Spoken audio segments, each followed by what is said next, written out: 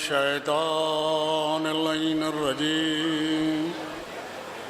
बिस्मिल्लाहिर्रहमानिर्रहीम अल्हम्दुलिल्लाहि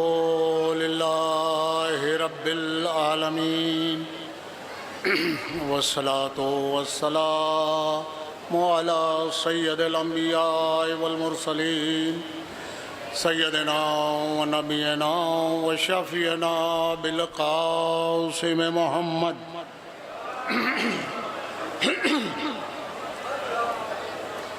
वालिहि तय्यबीन अत्ताहिरीन अल-मासूमीन अम्मा बाद फ़क़द क़ाला तबारक व तआला फ़ी किताबिल मजीद वल फ़ुरक़ानिल हमीद व हुवा अस्दक़ुस सादिक़ीन बिस्मिल्लाहिर्रहमानिर्रहीम क़ुल ला असअलुकुम अलैहि अजरन इल्लल मवद्दता फ़िल क़ुरबा।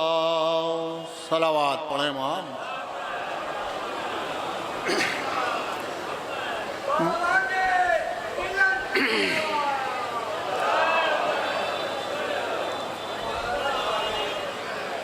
बरादरान अजीज़, जोगीपुरा की सालाना और तारीख़ी मजालिस में पूरे मुल्क से आप लोग सऊबत सफ़र बर्दाश्त करके यहाँ तशरीफ़ लाए, तो एक सवाल ये पैदा होता है कि जहीं कहीं आदमी पहुँचता है तो उसका कोई मकसद होता है। तो मकसद क्या है? मकसद वो है कि जो मैंने आपके सामने आए करीमा की तिलावत का शरफ़ हासिल किया। मैंने जिस आए करीमा की तिलावत का शरफ़ हासिल किया, सूरह शूरा की 23वीं आए करीमा का एक जुज़ है, जिसमें परवरदिगार आलम अपने हबीब के ज़रिए से उम्मत को एक पैगाम पहुँचा रहा है। क़ुल ला असअलुकुम अलैहि अजरन इल्लल मवद्दता फ़िल क़ुरबा। ए पैगम्बर, इनसे कह दीजिए कि कोई अजर रसालत नहीं है सिवाय इसके कि ये आपके क़राबतदारों से मवद्दत करें। अज़ीज़ाने मिल्लत, मैं जल्दी जल्दी गुफ्तगू अपनी आगे बढ़ाऊँगा इसलिए कि मुसलसल मजालिस हैं, और मैं आपसे गुजारिश करता हूं कि अगर आपका जहन मेरे साथ साथ चला तो इंशाअल्लाह एक खूबसूरत पैगाम इस मजलिस में दे के जाऊँगा आपको। अज़ीज़ान गिरामी, कुरान की इस आयत का जब भी उर्दू में तर्जुमा किया जाता है, आप किसी तर्जुमा निगार का कुरान उठाकर पढ़िए, चाहे वो शिया मसलक से ताल्लुक़ रखता हो, सुन्नी मसलक से ताल्लुक़ रखता हो, बरेलवी तर्जुमा निगार हो, देवबंदी तर्जुमा निगार हो, तमाम मुतरजमीन ने जब कुरान की इस आयत का तर्जुमा किया तो उन्होंने इसका तर्जुमा यह लिखा कि पैगंबर के ज़रिए से पैगाम पहुंचाया गया कि कह दो कि कोई अजर रसालत नहीं है अलावा इसके कि ये आपके क़राबतदारों से मोहब्बत करें। तमाम आप तफासिर उठा के पढ़िए, तर्जुमे उठा के पढ़िए, यहाँ मोहब्बत है उर्दू का लफ्ज जो है, हालांकि कुरान में मवद्दत का लफ्ज है, मोहब्बत का लफ्ज नहीं है। अजीजों, मोहब्बत भी अरबी का लफ्ज है, मवद्दत भी अरबी का लफ्ज है, इसलिए कि हुब से मोहब्बत निकली, हुब अरबी का लफ्ज है, मोहब्बत भी अरबी का लफ्ज है, मवद्दत भी अरबी का लफ्ज है। अगर अल्लाह को मोहब्बत ही मांगना थी तो मवद्दत का लफ्ज क्यों रखा है? तो इसके मानी यह है कि अल्लाह मोहब्बत नहीं चाहता है, मवद्दत चाहता है। अब मोहब्बत और मवद्दत में फर्क क्या है, छोटी सी मिसाल के जरिए अर्ज करूंगा, लेकिन पहले मैं तर्जुमा निगारों की ये मजबूरी आपके सामने अर्ज कर दूं कि क्यों मवद्दत का तर्जुमा मोहब्बत किया हर मसलक के तर्जुमा निगार ने। असल में बात यह है कि अरबी जबान एक बड़ी जबान है और उर्दू जबान एक छोटी जबान है। जब बड़ी जबानों का तर्जुमा छोटी जबानों में किया जाता है तो उनके अंदर वो गुंजाइश नहीं होती है कि जो वो लफ्ज है उसका हक अदा कर पाए, भाई इसको बिल्कुल ऐसे समझ लीजिए कि बड़ी जबान वो होती है कि जैसे कोई बड़ा किसी की हवेली हो जिसके अंदर 50 कमरे हों, और छोटी जबान वो होती है कि जिसका छोटा सा फ्लैट हो, 5 कमरे हों। तो अजीज़ान गिरामी, बड़ी और छोटी जबानों का फर्क यह है क्योंकि मवद्दत का तर्जुमा उर्दू में हो ही नहीं सकता, इसलिए तर्जुमा निगारों की मजबूरी यह है कि उन्होंने मवद्दत का जो करीब तरीन तर्जुमा था वो मोहब्बत कर दिया।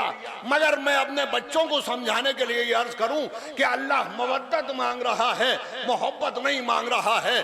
और मवद्दत और मोहब्बत में फर्क क्या है, बुजुर्ग तो जाहिर है कि मुझसे बेहतर जानते हैं, मैं छोटे बच्चों का जाकिर हूं, छोटे बच्चों के लिए अर्ज कर रहा हूं। मोहब्बत और मवद्दत का फर्क सुनिए। देखिए, पानी के अंदर बहुत से जानवर रहते हैं, पानी के अंदर मेंढक रहता है, पानी के अंदर मगरमच्छ रहता है, पानी के अंदर कछुआ रहता है, पानी के अंदर मछली रहती है। आप मेंढक को पानी से निकालिए, बड़ी तवज्जो चाहता हूं। अगर मैं इस छोटी सी मिसाल के जरिए से आपके अज़हान तक अपनी गुफ्तगू करीब कर सका तो आपको लुत्फ आएगा कि मवद्दत और मोहब्बत में फर्क क्या है। मैं समझता हूं कि एक सलवात के सदक़े में बात मुंतकिल होगी।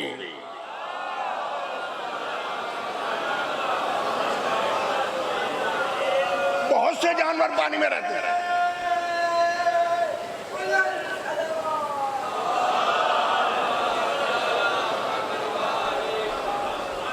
पानी के अंदर मेंढक रहता है।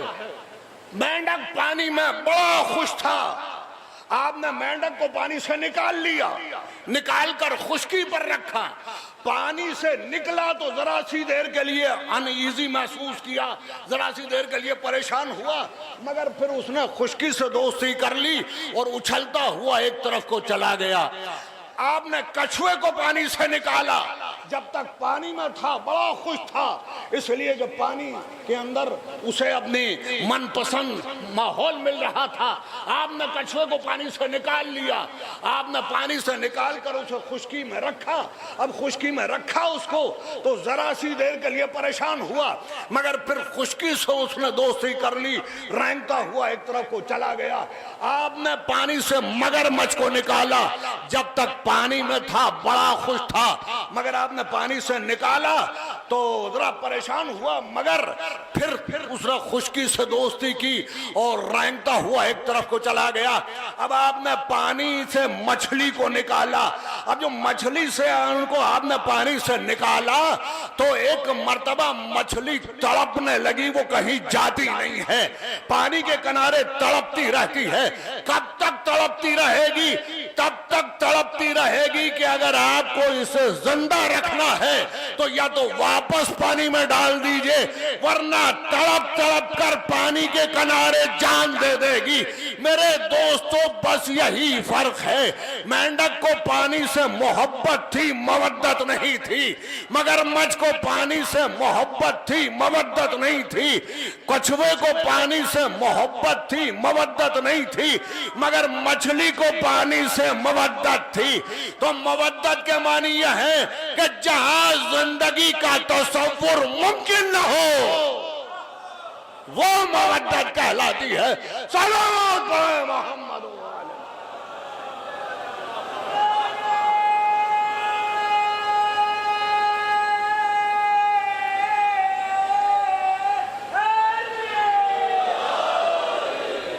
तो ये जरा सा तमहीद में मैंने मवद्दत और मोहब्बत का आपको फर्क समझा दिया। अजीज़ान गिरामी, अब सवाल यह है, जाहिर है कि बहुत तूलानी गुफ्तगू का मौका नहीं है, इसलिए जल्दी जल्दी आगे बढ़ रहा हूँ। अजीज़ान गिरामी, अब सवाल यह है कि ये जो मोहब्बत का और मवद्दत का तकाजा है, ये तकाजा किससे है? अब्दुल्ला इब्ने मोहम्मद से मोहब्बत का तकाजा है या मोहम्मदुर रसूलुल्लाह से तकाजा है? तो दुनिया कहेगी कि अल्लाह के रसूल मोहम्मद और उनके अहले बैत से मोहम्मद का तकाजा है। तो भाई, अहले बैत का जो रसूल से ताल्लुक है वो अब्दुल्ला के बेटे मोहम्मद वाला ताल्लुक है या अल्लाह के रसूल मोहम्मद वाला ताल्लुक है। अजीजान गिरामी, ये जो रिश्ता है हजरत फातिमा का पैगंबर से, ये जो रिश्ता है हजरत अली का पैगंबर से, ये जो रिश्ता है हसनैन का पैगंबर से, ये रिसालत से रिश्ता है, मोहम्मद से रिश्ता नहीं है। मैं अपनी बात को पाए सबूत तक पहुंचाऊंगा, मगर यूं नहीं, एक भरपूर सलावत अदा करें, उसके बाद में मैं अपनी गुफ्तगू जारी करता हूं। बावाज़ बुलंद सलावत पढ़ें।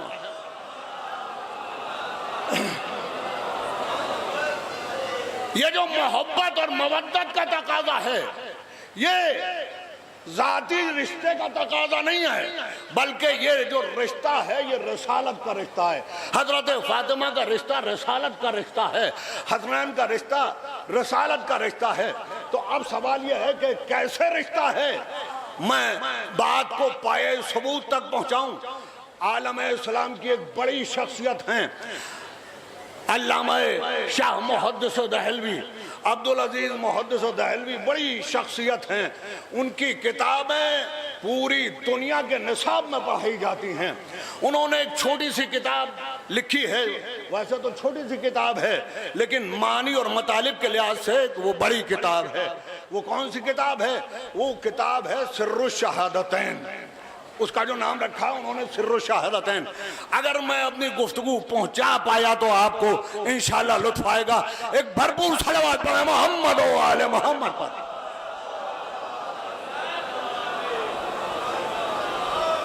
आलम इस्लाम की मशहूर शख्सियत हजरत मुहद्दिस दहलवी ने सिर्रुश शहादतैन नाम से एक किताब लिखी। बुजुर्ग तो मुझसे बेहतर जानते हैं, छोटे बच्चों को समझाऊं। सिर के मानी है राज, छुपी हुई चीज।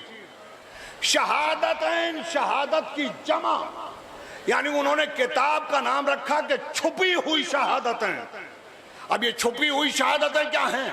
उन्होंने जो किताब का आगाज किया, एक 3-4 मिनट मेरी गुफ्तगू एकेडमिक गुफ्तगू होगी, अगर इसको आपने जहन लगाकर सुन लिया तो इंशाअल्लाह एक खूबसूरत नतीजा है जो इस गुफ्तगू के बाद दूंगा। और उसी से यह साबित होगा कि फातिमा का रिश्ता, हसनैन का रिश्ता, अली का रिश्ता, ये रिसालत से रिश्ता है, अब्दुल्लाह के बेटे मोहम्मद से रिश्ता नहीं है।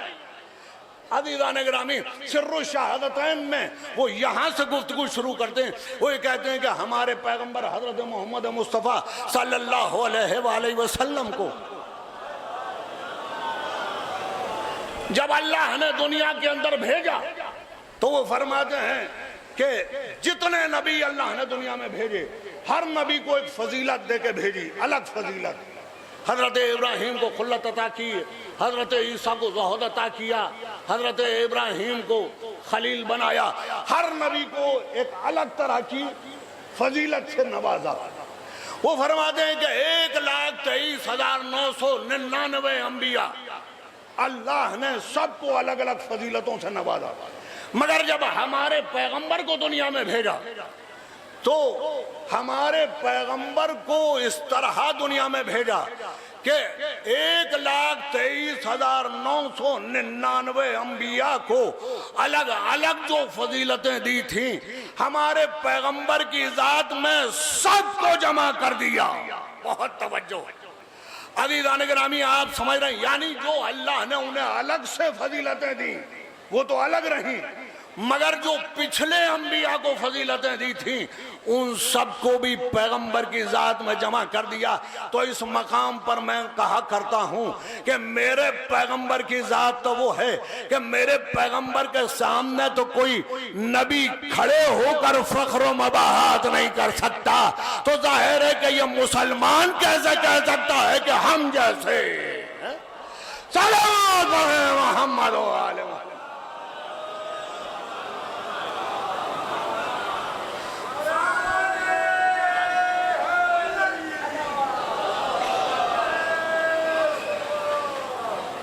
तो 1,23,999 अंबिया को जो फजीलतें दी थी वो सब पैगंबर की जात में जमा कर दी। इसके अलावा और फजीलतें भी दी। वो कहते हैं कि दरअसल इसकी वजह यह है कि अगर कोई ऐसी फजीलत होती, देखिए मेरी तरफ पूरी तवज्जो रखिएगा, अगर बात को पहुंचाने में कामयाब हो गया तो एक बड़ा खूबसूरत नतीजा है। और जो मैंने दावा किया है कि यह रसालत का रिश्ता है, मैं रसालत का रिश्ता बता रहा हूं। वो फरमाते हैं कि 1,23,999 ने अंबिया को जो फजीलतें दी थी वो पैगंबर की जात में सबको समेट दिया, पैगंबर की जात में। इसलिए कि अगर कोई ऐसी फजीलत होती कि जो पैगंबर की जात में न होती और पहले पैगंबर को मिली होती तो जाहिर है कि ये सैयदुल अंबिया थे, ये नक्शे फजीलत हो जाता। लिहाजा पैगंबर की फजीलतों का बाब कंप्लीट करने के लिए तमाम अंबिया को मिली हुई फजीलतों को पैगंबर की जात में जमा कर दिया। मगर वो कहते हैं कि मगर एक फजीलत जो फजीलतों की सरदार है, फजीलत शहादत, अल्लाह ने उससे हमारे नबी को महरूम रखा। यानी सारी फजीलतें दी मगर फजीलत शहादत जो फजीलतों की सरदार है उससे महरूम रखा। वो कहते हैं कि अगर पैगंबर किसी मार्के में शहीद हो जाते तो शौकत इस्लाम जाती रहती, लिहाजा अल्लाह ने उस शहादत की फजीलत से महरूम रखा।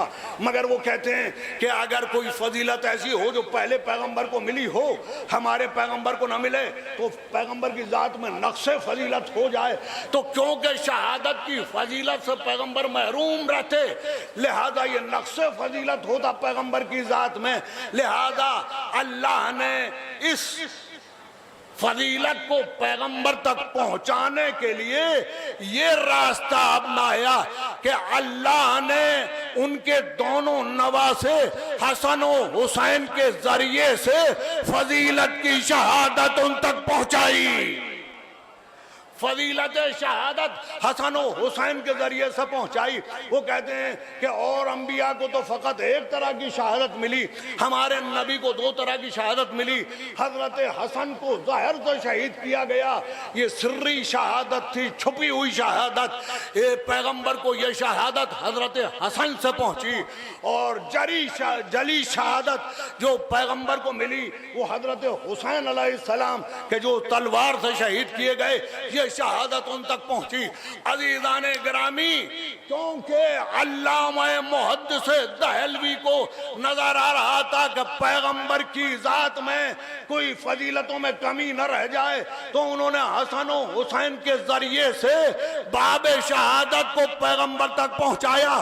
तो ये मेरी जबान नहीं है, अल्लामा मुहद्दिस दहलवी कह रहे हैं। अब मैं हाथों को जोड़कर एक बात कहूंगा कि ये मैंने नहीं कहा, मुहद्दिस दहलवी ने कहा है। अरे भाई, तमाम फजीलतें तो वो हैं कि जो पैगंबर से आले मोहम्मद तक आई, मगर फजीलत शहादत वो है जो आले मोहम्मद से पैगंबर तक पहुंची। सलावत पढ़े मोहम्मद।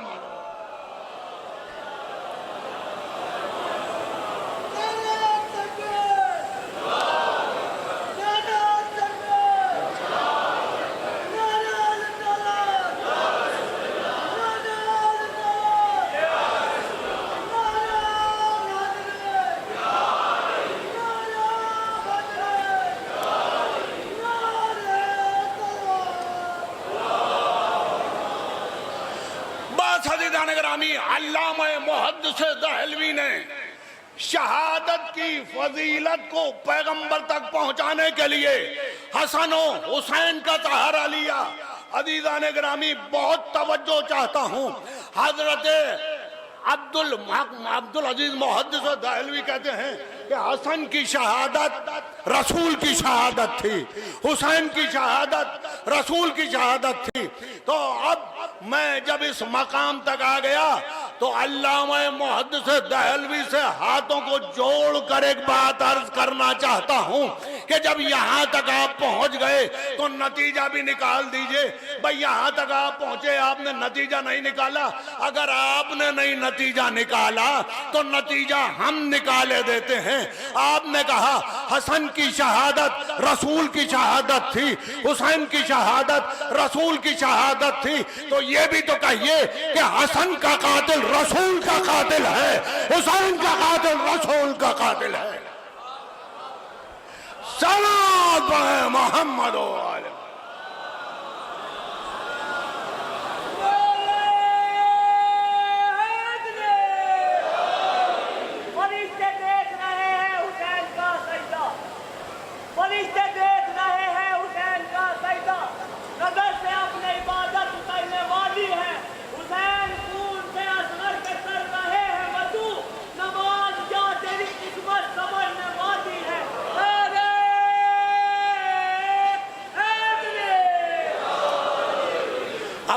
समझा कि अगर ये सिर्फ नाना और नवासे का रिश्ता होता तो शहादत पैगंबर तक न पहुंचती। भाई ये रसालत से रिश्ता है जो शहादत पहुंची।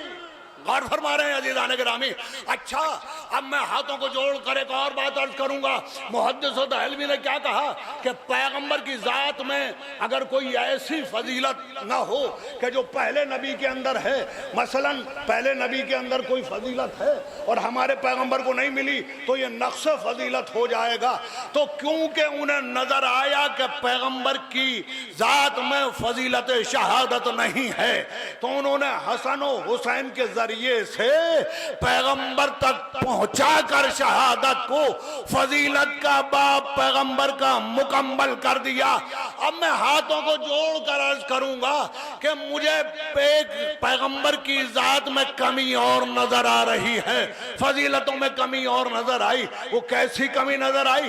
भाई मैंने देखा कि पिछले अंबिया में अल्लाह ने एक नबी ऐसा है कि जिसे तूले उम्र भी अता किया है, गैबत भी अता की है। तो आइए नक्श फजीलत हो जाएगा अगर पैगंबर की जात में ना हो। तो अगर पैगंबर को नक्श फजीलत से बचाना हो तो पैगंबर के बेटों में ऐसा बेटा देखो कि जिसे अल्लाह ने तूले उम्र भी अता किया हो, गैबत भी अता की हो।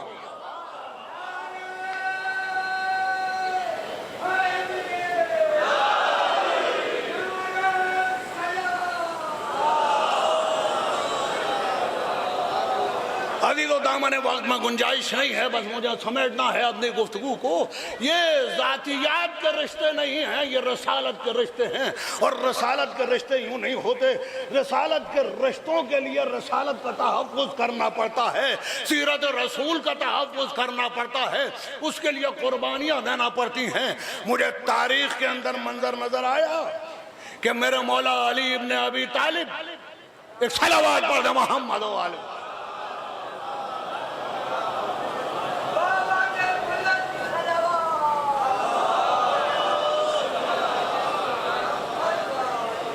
मेरे मौला को महरूम किया गया, 25 साल तक अली महरूम रहे, गोशा नशीन होकर घर में बैठे रहे। और कोई मामूली बात नहीं है। नहजुल बलागा में मेरे मौला का जुमला इरशाद फरमाइएगा, फरमाते हैं कि मैं लोहे से ज्यादा तपते हुए गुस्से को पीता रहा। अल्लाह अल्लाह, इस कर्ब को कोई महसूस कर सकता है? 25 साल का तवील अरसा। देखिए ये जातियात के रिश्ते क्या हैं और नबूवत का रिश्ता क्या है। नबूवत को बचाने का नाम है नबूवत का रिश्ता। अजीजों, अली 25 साल तक, ऐसा नहीं है कि कहीं अपना क्लेम न किया हो, हर मौके पर क्लेम किया, लेकिन कहीं फसाद की नौबत नहीं आने दी।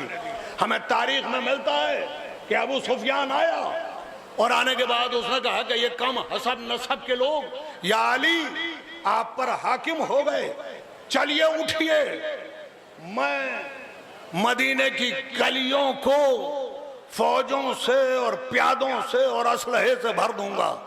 अल्लामा तबरी की तारीख के अंदर ये जुमले मिल जाएंगे आपको। यानी वो अली को वसाइल के एतबार से कमजोर पा रहा था और जो कह रहा था वो करने की पोजीशन में था, इसलिए कि ये वही अबू सुफियान है कि जिसने पैगंबर से सारी जंगें लड़ी थी। तो वो जो कह रहा था करने की पोजीशन में था। उसने कहा अली अपना हक लेने के लिए उठो, मैं मदीने की गलियों को फौजों से और प्यादों से भर दूंगा। मगर तारीख तबरी ने जहां यह लिखा वहां दूसरा जुमला लिखा कि अली ने अबू सुफियान को सर से पैर तक देखा और एक जुमला कहा जो तारीख के अंदर जिंदगी की गूंज बनकर सुनाई देता रहेगा। मेरे मौला ने अबू सुफियान को सर से पैर तक देखा, कहा अबू सुफियान तू कब से इस्लाम का दोस्त हो गया, तू कब से इस्लाम का दोस्त हो गया। यानी मेरे मौला ने बता दिया कि हमें किसी की मदद जब तक नहीं चाहिए जब तक वो इस्लाम का दोस्त न हो। अब इस मौके के ऊपर आकर मैं एक बात कहूंगा कि अली किसकी गोद में पले? रसूल की गोद में पले। अरे रसूल की गोद में पलने वाला जानता है कि काफिर से मदद नहीं ली जा सकती, क्योंकि रसूल नहीं जानते थे। सल्लल्लाहु अलैहि मोहम्मद वाले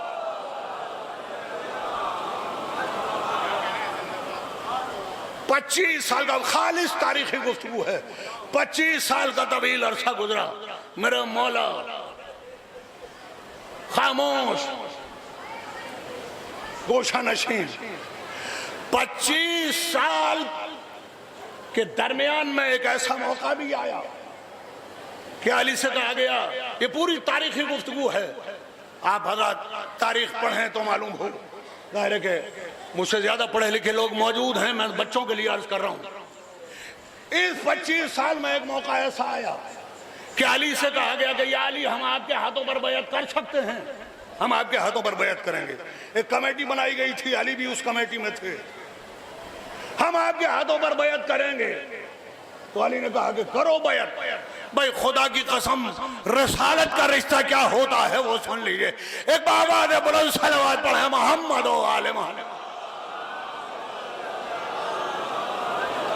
कहा अली, हम आपके हाथों पर बैत करेंगे। कहा तो करो बैत। कहा अली, हम बैत तो करेंगे मगर हमारी कुछ शर्तें हैं। कहा बताओ तुम्हारी शर्तें क्या हैं? कहा अली, पहली शर्त तो यह है कि आपको कुरान पर अमल करना होगा। मेरे मौला ने मुस्कुरा के कहा कि तुम ये बताओ कि तुम में से कौन ऐसा है कि जो मुझसे ज्यादा कुरान पर अमल रहा हो। और ये तो मेरे मौला की खाक सारी थी, वरना पलट कर ये भी कह सकते थे कि तुमने तो कुरान की आयतों पर अमल किया है। अरे मैं तो वो हूं कि जिसका अमल कुरान की आयतें बन जाता है। क्या बताओ? कहा या अली, आपको कुरान पर अमल करना होगा। कहा अच्छा ठीक, दूसरी शर्त क्या है? कहा आपको सीरत रसूल पर अमल करना होगा। मेरे मौला ने कहा ये बताओ, तुम में से सीरत रसूल को मुझसे ज्यादा कौन जानता है? कहा अच्छा और? कहा आपको कुरान पर अमल करना होगा, सीरत रसूल पर अमल करना होगा और सीरत शाखैन पर अमल करना होगा। आपसे पहले जो हाकिम हैं उनकी सीरतों पर भी अमल करना होगा। भाई कंडीशन ये रखी गई थी कि इस जो कमेटी बनी है, इस कमेटी में अगर कोई इख्तलाफ करेगा तो उसे कत्ल कर दिया जाएगा। भाई ये अली को खिलाफत नहीं देना थी, जानते थे कि अली इन सीरतों को कभी कबूल नहीं करेंगे। ये अली को कत्ल करने की साजिश थी, अली को कत्ल करने की साजिश थी। अब अली जाहिर है कि क्या करें? अली से कहा जा रहा है कि कुरान पे अमल करना होगा, सीरत रसूल पे अमल करना होगा, आपको अपने से पहले वाली हाकिमों की सीरत पे अमल करना होगा। अगर अली इनकार कर दें तो कत्ल कर दिए जाएं, कबूल कर लें तो सीरत रसूल का सौदा हो गया। खुदा की कसम दुनिया कहती है कि अली को सियासत आती कहाँ थी।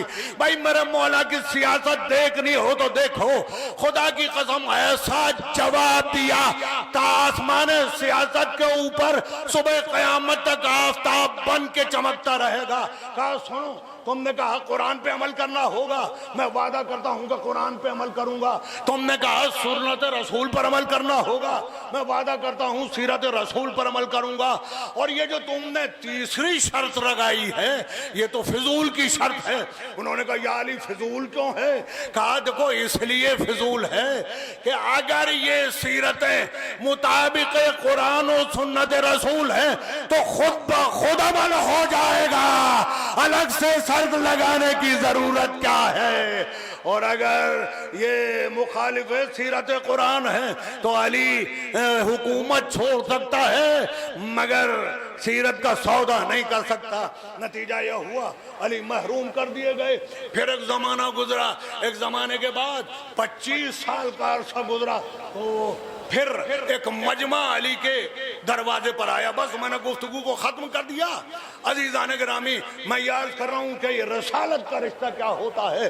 25 साल का अरसा गुजरा, अब अली के दरवाजे के ऊपर एक मजमा आया। कहा या अली, हम आपके हाथों पर बैत करेंगे। मेरा मौला ने कहा मैं तुम्हारी बैत नहीं लेना चाहता। भाई तारीख पढ़कर देखिए, अल्लामा इब्न खल्दून को पढ़िए, अल्लामा तबरी को पढ़िए, दीगर मवर्रिखीन को पढ़िए। इतना इसरार हुआ, इतना इसरार हुआ, कहा या अली हम तो बस आपके हाथों पर बैत करेंगे, हम तो आपके हाथों पर बैत करेंगे। जब हद इसरार बढ़ गई तो मेरे मौला ने कहा ठीक है मैं तुम्हारी बैत लूंगा, मगर मेरी कुछ शर्तें हैं। भाई ये वही मजमा है जो कल अली के सामने शर्तें पेश कर रहा था। कहा या अली हमें आपकी हर शर्त मंजूर है, बताइए आपकी शर्तें क्या हैं। मेरे मौला ने कहा सुनो, मैं कुरान पर चलाऊंगा, सीरत रसूल पर चलाऊंगा।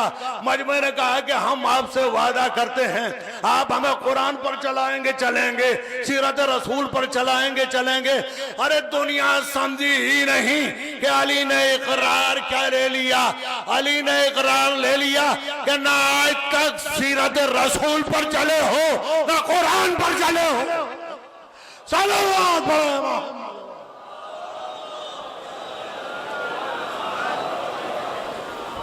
मेरे मौला ने कहा कुरान पर चलाऊंगा, सीरत रसूल पर चलाऊंगा। अजीजान गिरामी खुदा की कसम ये हैं वो सीरतें। भाई इससे ज्यादा गुफ्तगू करने का मैं बात आज नहीं हुई, इसलिए कि जाहिर है कि मुसलसल आपको मजालिस सुननी है। ये मवद्दत का रिश्ता है कि जिसमें बंद के आप सख्त मौसम में यहाँ तक आए सऊबत सफर बर्दाश्त करके, इसलिए कि कुरान कहता है कि आले मोहम्मद से मवद्दत करो। दुनिया कहती है कि भाई ये बताओ कि औरों में और आले मोहम्मद में फर्क क्या है, वो भी दीन देने वाले ये भी दीन देने वाले। बस मैंने गुफ्तगू को खत्म किया। अजीजों सुनो फर्क क्या है। फर्क ये है, पैगंबर के एक मशहूर सहाबी हजरत अवैस करनी, पैगंबर को उन्होंने कभी देखा नहीं है। अब ये एक तूलानी गुफ्तगू है, अगर उधर चला गया तो वक्त निकल जाएगा। अवैस करनी पैगंबर ने अपने असहाब से कहा कि तुम्हारा लश्कर जब एक वक्त यमन के करीब से गुजरेगा तो अवैस करनी को मेरा सलाम अर्ज कर देना। चुनाचे जब ये उधर यमन के करीब से गुजरा इनका खलीफा दोयम का काफिला, तो ख्याल आया कि पैगंबर ने कहा था अवैस, मालूम किया कि यहाँ कोई अवैस नाम का, कहाँ वो जंगल में होंगे, कहीं किसी पेड़ के नीचे खड़े होकर नमाज पढ़ रहे होंगे, सुबह से शाम तक नमाज पढ़ते हैं।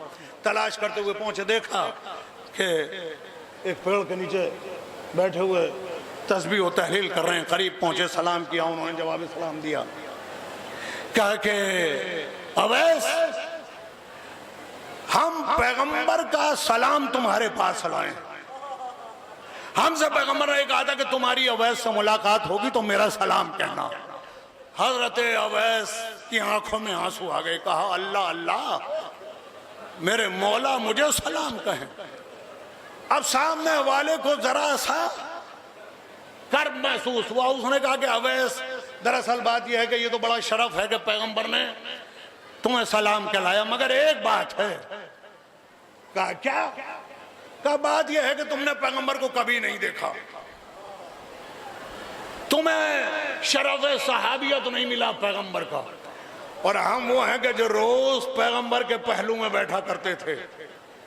अवैस की पेशानी के ऊपर बल पड़ गए। अवैस ने कहा कि क्या कहा? रोज पैगंबर के करीब बैठते थे। कहा हम रोज पैगंबर के करीब बैठते थे। कहा अच्छा ये बताओ, अगर रोज पैगंबर के पहलू में बैठते थे तो ये बताओ कि पैगंबर के ये दोनों आबरू मिले हुए थे या कुशादा थे? भाई एक दूसरे की तरफ देखने लगे, बता न पाए कि आबरू मिले थे या कुशादा थे। भाई आप समझे ही नहीं। अवैस ने कितना बड़ा पैगाम दे दिया कि भाई जो पैगंबर के बाद पैगंबर की सूरत महफूज न रख सके, वो पैगंबर की सीरत क्या महफूज रखेंगे। सलाम मोहम्मद। बस अभी दो तो ये रसालत का रिश्ता है। अली पहली नमाज पढ़ाने के लिए अपनी बैत के बाद जब मस्जिद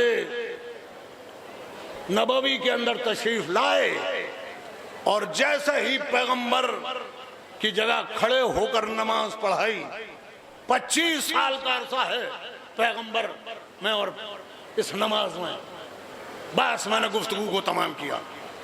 जैसे ही मेरा मौला ने नमाज पढ़ाई तो नमाज इधर खत्म हुई। तारीख के फिक्र रही हैं कि साहब ने चारों तरफ से अली को घेर लिया। इतना मजमा हुआ कि अबाए मुबारक फट गई, अली के पैर जख्मी हो गए। हर तरफ से एक ही आवाज आ रही थी, या अली आज तो हमने वैसी नमाज पढ़ी जैसी रसूल के पीछे पढ़ते थे।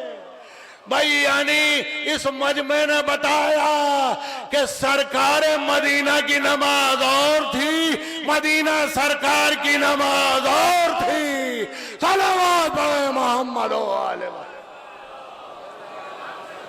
बस अदीदो, ये वो मवद्दत के रिश्ते।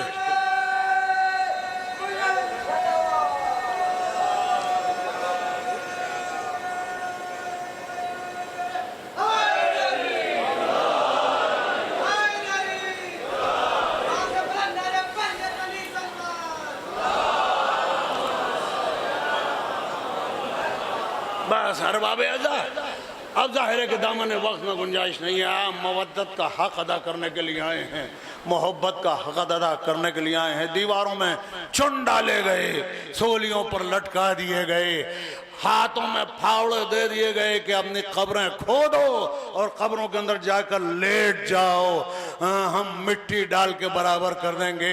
मगर हमने कभी आले मोहम्मद का दामन नहीं छोड़ा। यह हमारे किरदार की खूबी नहीं है, यह आले मोहम्मद के किरदार की खूबी है। अरबाब अज़ा, मुझे मसाइब तो इसी सिलसिले से आगे पढ़ने थे, मवद्दत के सिलसिले से, मगर अभी जुलूस हमारी को क्योंकि बरामद होना है, लिहाजा मैं उसी सिलसिले से आपकी खिदमत में अर्ज कर दूं कि हमारियां दो तरह की थी। एक वो कि जो हुसैन 28 रजब को लेके निकले थे,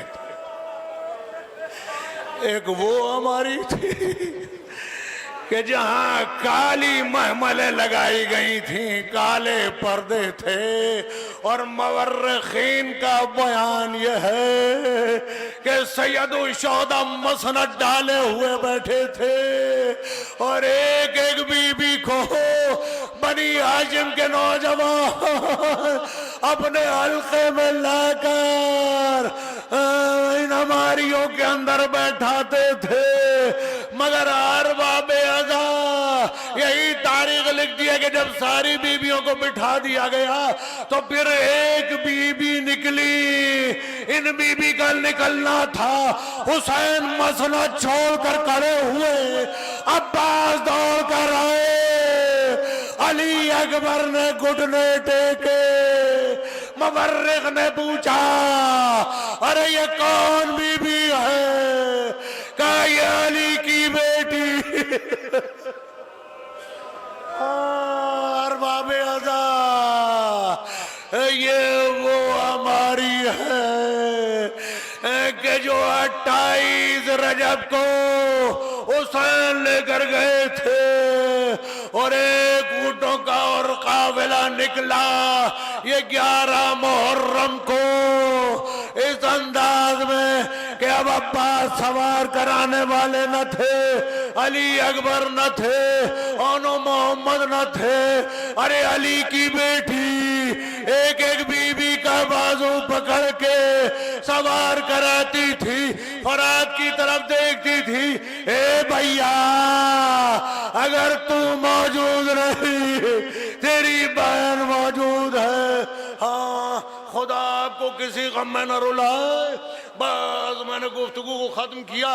ये जुलूस हमारी है, जुलूस हमारी में हमारियां रखी हुई हैं, कजावे रखे हुए हैं।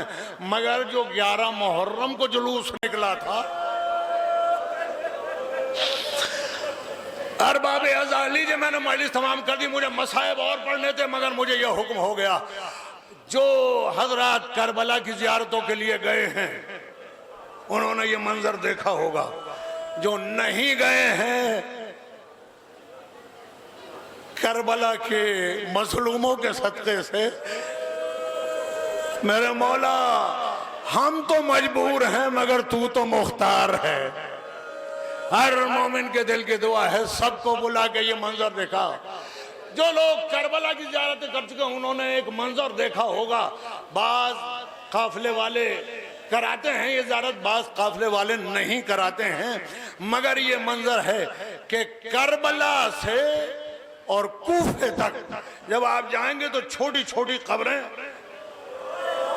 थोड़ी थोड़ी दूर के ऊपर बनी हुई हैं। अरबाब अज़ा ये कौन कब्रें हैं, किसकी कब्रें हैं? एक जुमला याद कर लीजिए, अली की बेटी का जुमला, हजरत उम्मे कुलसूम का मरसिया। जैसे ही आसारे मदीना नजर आए तो कहा है मदीना हमारे आने को कबूल न करना, इसलिए कि जब हम मदीने से गए थे तो हमारी गोदियां भरी हुई थी, अब जो लौटे तो गोदियां खाली हैं। अरबाब अज़ा आप उलमा से पूछिए, 57 बच्चे थे माँ की गोदियों में जब ये काफिला मदीने से निकला है, मगर अली की बेटी का मरसिया बताता है कि गोदी का कोई बच्चा वापस पलट कर नहीं आया। मैंने तारीख के अंदर सिर्फ 2 बच्चों को देखा, गोदी के जो बच्चे के जो करबला में शहीद हुए। एक शाहजादा अली असगर का तस्करा मिलता है कि जो करबला में शहीद हुए, एक और बच्चे का तस्करा मिलता है कि जिसे इमाम हुसैन अलैहिस्सलाम खैमे के दर के ऊपर गोदी में लेकर प्यार कर रहे थे कि एक तीर आया और उसके गले पे लग गया, बच्चा शहीद हो गया। इसके अलावा गोदी का कोई और बच्चा करबला में शहीद नहीं हुआ। अब मेरा ये सवाल है कि मुझे ये बताइए कि ये जो उम्मे कुलसूम फरमा रही है कि नाना के मदीने गोदियां खाली हो गई, तो ये गोदियों के बच्चे गए कहाँ? अरबाब अज़ा जब 11 मुहर्रम को काफिला चला तो 28 मुहर्रम जैसा न था कि हमारी यहाँ रखी हुई हो, बल्कि बेकजावा ऊँट थे, माओ के हाथ बंधे हुए थे, गोदियों में बच्चे थे। जब ऊँट दौड़ते थे बच्चे चिल्लाते थे अम्मा हम गिरे जाते हैं, और माँ कहती थी बेटा, अरे माँ के हाथ बंधे हैं, ए बेटा मैं तुझे कैसे संभालूं? अरे ऊँट से बच्चा गिरता था, पीछे का ऊँट बच्चे को पामाल करके